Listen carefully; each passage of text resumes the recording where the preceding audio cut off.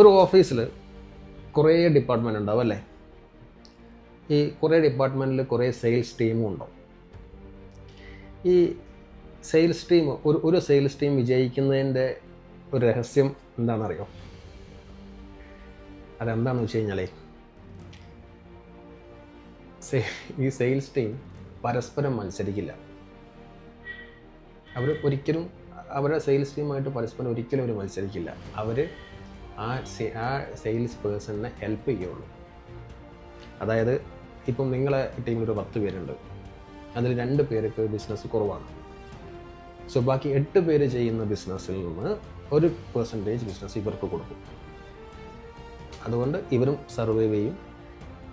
ആ ഒരു മത്സരബുദ്ധി ഇല്ലാത്തതും നിങ്ങൾ പരസ്പരം സഹായിക്കുന്നതുമാണ് ഒരു സെയിൽസ് ടീമിൻ്റെ വിജയത്തിലേക്കുള്ള ആദ്യപടി.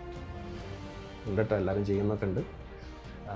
നമ്മൾ ഈ സെയിൽസ് എന്ന് പറഞ്ഞു കഴിഞ്ഞാൽ ശരിക്കും ഒരു കടൽ മാതിരിയാണ്. ഒരുപാട് കാര്യങ്ങൾ നമുക്ക് പഠിക്കാനുണ്ട്, എല്ലാം ഉണ്ട്. എന്തായാലും ഓൾ ദി ബെസ്റ്റ്.